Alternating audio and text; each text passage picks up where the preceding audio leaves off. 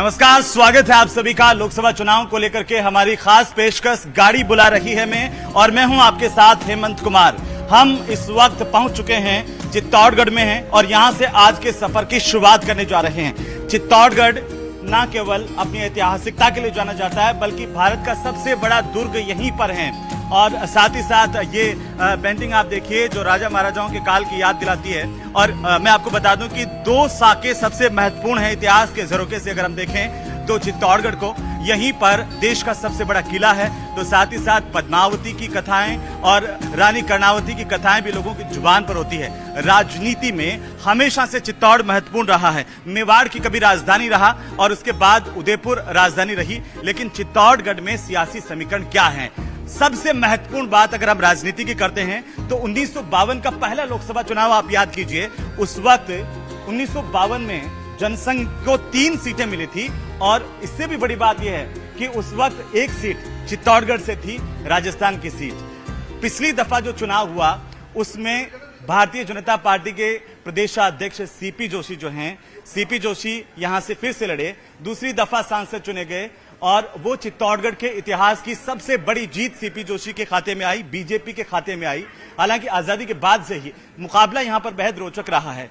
आप अंदाजा लगा सकते हैं स्टेशन की व्यवस्थाओं को देख करके और शहर की खूबसूरती को देख करके कि विकास तो हुआ है, लेकिन इसके बावजूद भी इस कड़े मुकाबले में इस बार के समीकरण क्या होंगे? क्या सीपी जोशी पर पार्टी तीसरी दफा भरोसा करेगी? क्या सीपी जोशी ये सीट तीसरी दफा निकाल पाएंगे? क्योंकि पिछली बार के जो लोकसभा चुनाव हैं 5,76,000 से ज्यादा वोटों से सीपी जोशी ने जीत हासिल की थी। उसके बाद प्रदेशाध्यक्ष भी बने, उनके नेतृत्व में विधानसभा चुनाव हुए जिसमें भारतीय जनता पार्टी को पूर्ण बहुमत मिला और लोगों की अपेक्षाएं उतनी ही बड़ी हुई हैं। सबसे बड़ी बात, जिस ट्रेन में आज हम सफर करने जा रहे हैं, कोटा तक ये ट्रेन जाएगी और ये मंदसौर से चल करके, मध्य प्रदेश के मंदसौर से चल करके कोटा तक जा रही है। इसी ट्रेन में हम लोगों से बात करेंगे, उनके पक्ष को जानने की कोशिश करेंगे। और इसी ट्रेन की खास बात भी यह है कि ये जिस जगह से चलती है ट्रेन, वहां पर भी अफीम की खेती होती है और यहां से गुजर रही है, वहां पर भी अफीम की खेती है। यहां काश्तकारों की अपनी समस्याएं हैं, उन पर भी हमने जानने की कोशिश की। लेकिन सबसे बड़ा सवाल तो यह है कि क्या मोदी सरकार इस 2024 के महासंग्राम में फिर से रिपीट करेगी? क्या सीपी जोशी पर बीजेपी फिर से दांव चलेगी? क्या सीपी जोशी अगर बीजेपी के प्रत्याशी बनाए जाते हैं तो इस जीत के मार्जिन को बढ़ा पाएंगे? और एक और सवाल है, वो सवाल यह है कि क्या कोई नया चेहरा बीजेपी यहां से उतार सकती है? जैसा मैंने जिक्र किया, आजादी के बाद से ही ये सीट बड़ी महत्वपूर्ण है, मुकाबला कांटे का रहा है, लेकिन ये मुकाबला आगे अब किस तरफ जाएगा? लोगों को विकास को लेकर के क्या सोच रख रहे हैं, कितना विकास हुआ है, क्या चाहते हैं? क्योंकि अब राजस्थान में डबल इंजन की सरकार है, तो ऐसे में यह महत्वपूर्ण हो जाता है कि लोगों की उम्मीदें भी हैं। सीटी बच चुकी है और सिग्नल हो गया है, ट्रेन में चलते हैं, बाकी बातें लोगों के साथ करते हैं।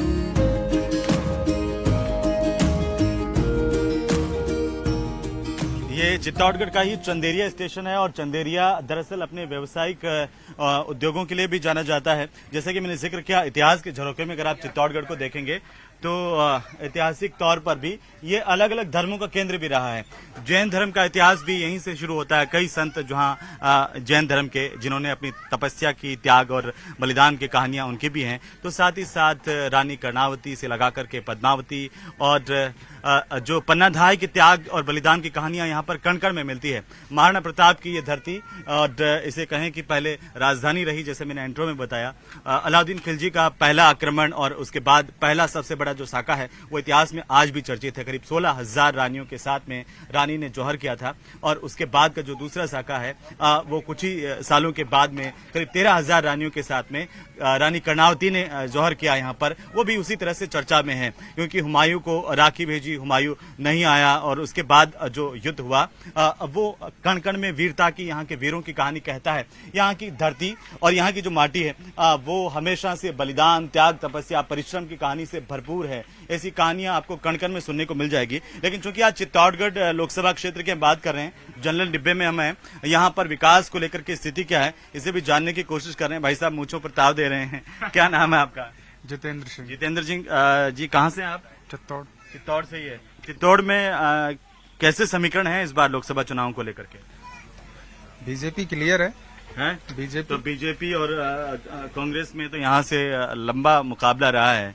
लगातार आजादी के बाद से कड़ा मुकाबला तो रहा क्या हुआ, हमारे मोदी जी ने बहुत कुछ तरक्की की है। है। जी। सबसे बड़ा किया हमारे लिए धारा 370 हटवाई।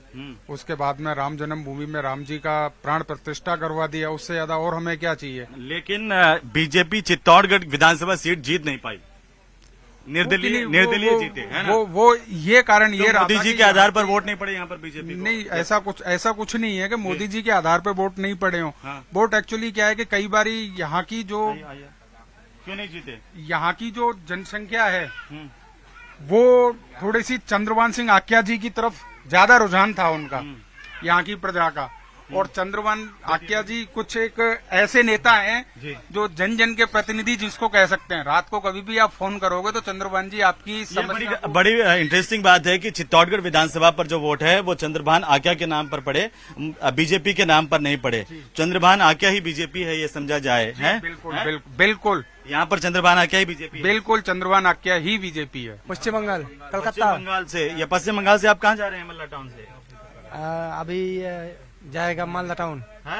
अभी मालदा टाउन जाएगा। मालेगांव जाएंगे आप इसी ट्रेन में? नहीं, तो फिर ये कोटा से गाड़ी पकड़ना पड़ेगा। कोटा से दूसरी गाड़ी बदलेंगे। एक बात बताइए कि मोदी सरकार में क्या वहाँ पश्चिम बंगाल में कैसा काम हुआ है? हम लोग का अच्छा से काम नहीं है। अच्छा नहीं हुआ है काम, है?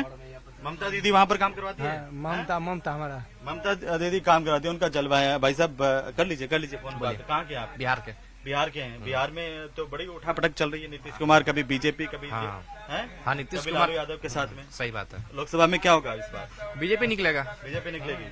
आप बताइए, आप कहाँ से हैं? मैं कोटा से हूँ। कोटा से हैं। जा कहाँ रहे हैं? कोटा ही जा रहे हैं। कोटा जा रहे हैं। चलिए एक बात बताइए कि यहाँ पर कैसा काम हुआ कोटा में? कोटा में सबसे ज्यादा काम ही कोटा में हो रहा है भैया। कोटा में हो रहा है? क्या काम हुआ? कंस्ट्रक्शन का सारा काम हो रहा है भैया। अच्छा। बनारस से है सर। बनारस से कहाँ जा रहे हैं? हमारे हैं नीमच से। नीमच से। और बनारस में तो बहुत विकास हुआ है। बहुत विकास हुआ इस बार फिर से क्या मोदी जी आएंगे? एकदम कोई जोड़े नहीं है वहाँ। हैं? वहाँ कोई जोड़े नहीं है। अच्छा। वही नहीं, हिंदुस्तान में उनका कोई जोड़ नहीं है। जो काम आज के डेट में किए हैं, चाहे करते चले आ रहे हैं, आज के पहले कोई ऐसा प्रधानमंत्री हमने नहीं देखा जो खराब काम को बनाने के लिए प्रयत्नशील हो, चाहे काम कर रहा हो, चाहे देश को कितनी ऊंचाई पर ले जा रहे हैं। अब बताइए, इतनी बड़ी मंदिर जो अपने हिंदुस्तान की छोड़िए, यूएई जैसे देश में जा इतना बड़ा मंदिर बन गया, कोई सोचा होगा? भरतपुर भरतपुर से हैं। भरतपुर में सांसद कैसा काम करवाए हैं?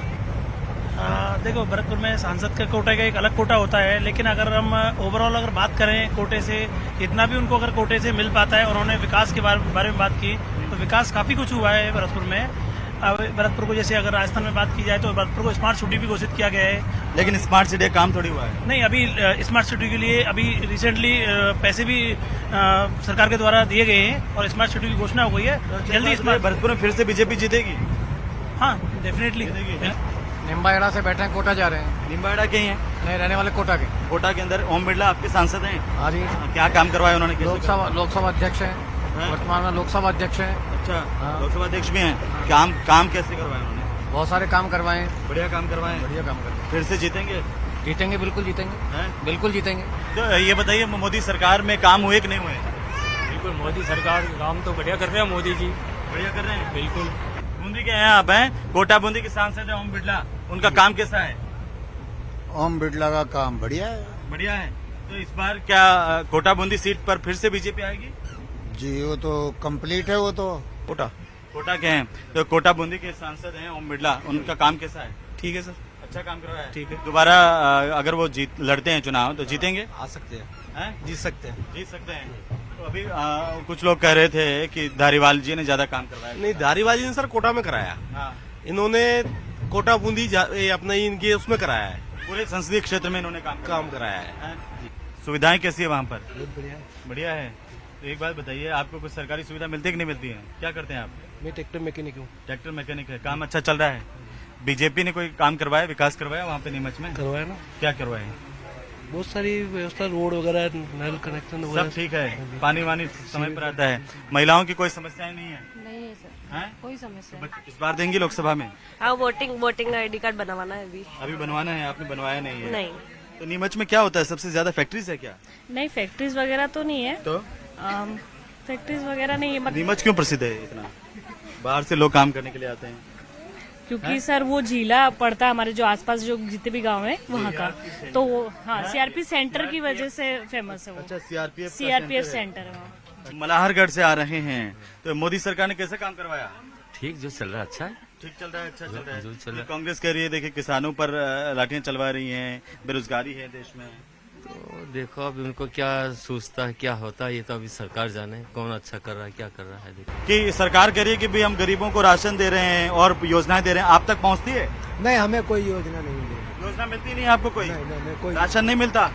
नहीं, राशन मिलता है बस, और कोई क्या योजना और कोई गैस सिलेंडर नहीं, अपने पास कोई नहीं पहुंचती है। आप कहाँ के? दिल्ली से। मोदी सरकार अभी चुनाव होने वाले हैं, तो वापस बनेंगे मोदी जी प्रधानमंत्री? हमें केजरीवाल से मतलब है, मोदी जी क्या मतलब? क्यों? केंद्र सरकार में तो प्रधानमंत्री तो मोदी ही होंगे ना।